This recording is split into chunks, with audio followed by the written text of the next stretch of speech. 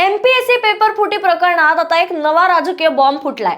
ज्या पेपर फुटीचा मुद्दा रोहित पवारांनी आक्रमकपणे उचलून धरला, त्याच प्रकरणात आता भाजपने रोहित पवारांना थेट घेरलंय।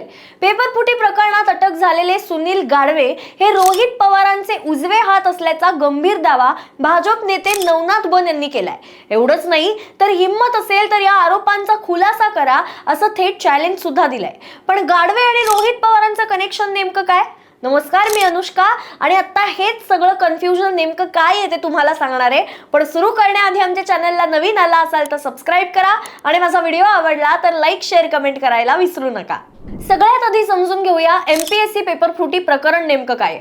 22 मार्च 2026 रोजी एमपीएससीच्या औषध निरीक्षक अर्थात ड्रग इन्स्पेक्टर ग्रुप बी भरतीची स्क्रीनिंग परीक्षा घेण्यात आली।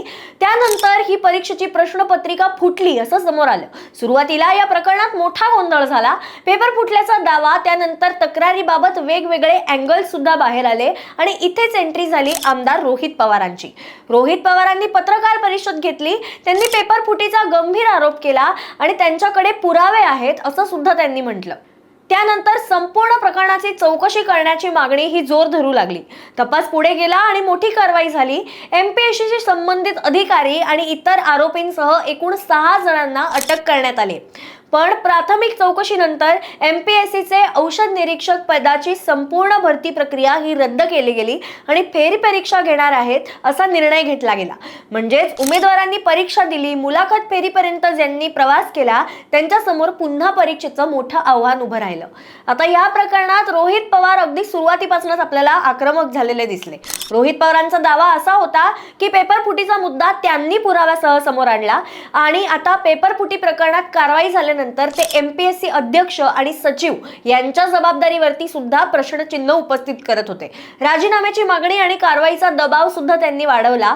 पण आता इथेच या संपूर्ण प्रकरणाला एक वेगळंच राजकीय वळण मिळालं। भाजप नेते नवनाथ बन यांनी थेट रोहित पवारांवरती निशाणा साधला। नवनाथ बन म्हणाले की अटक झालेले आरोपी सुनील गावडे हे रोहित पवारांचे उजवे हात होते आणि इथूनच त्यांनी रोहित पवारांना थेट प्रश्न विचारला, सुनील गावडे आणि रोहित पवार यांचं नातं नेमकं काय आहे, त्यांच्यात नेमके कोणते संबंध आहेत? रोहित पवार आता यावर खुलासा करणार आहेत का?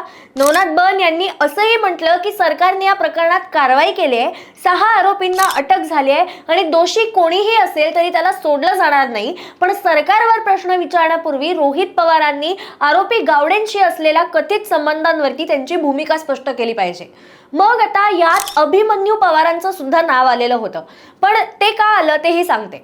या प्रकरणात रोहित पवारांनी सुनील गावडे यांचा संबंध भाजपचे आमदार अभिमन्यू पवार यांच्याशी जोडण्याचा आरोप केला होता। पण नवनाथ बन यांनी हा दावा संपूर्णपणे फेटाळून लावला। त्यांनी सांगितलं की अभिमन्यू पवार यांच्याशी असं बोलणं झालंय की गावडेंशी त्यांचा काहीही संबंध नाही, गावडे त्यांचे पीए नव्हते। एखाद्या शिष्टमंडळासोबत सरकारी कार्यालयात गावडे गेलेले असू शकतात, पण ते अभिमन्यू पवारांचे अधिकृत पीए नव्हते किंवा त्यांचं काम पाहत नव्हते आणि हा दावा चुकीचा आहे असं बन म्हणाले।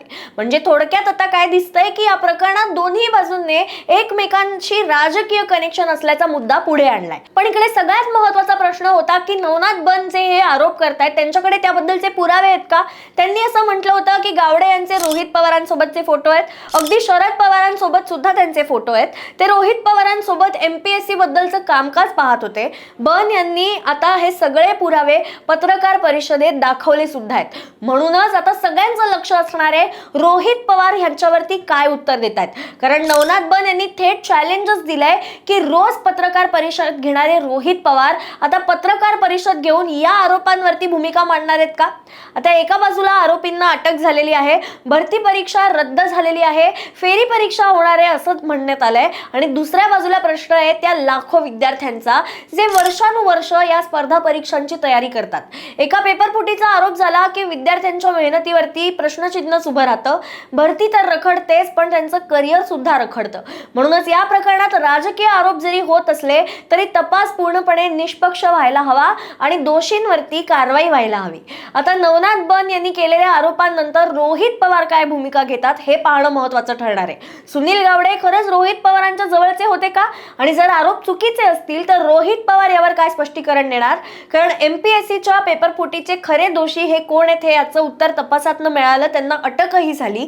पण रोहित पवार आणि नवनाथ बन यांच्यातला हा आरोप प्रत्यारोपांचा सामना आता कुठपर्यंत जाणार हेही पाहणं भयंकर इंटरेस्टिंग राहणार आहे. तुम्हाला या सगळ्याबाबत काय वाटतं आम्हाला कमेंट करून नक्की सांगा आणि अशाच विश्लेषणांसाठी पाहत रहा प्राईम टाइम महाराष्ट्र.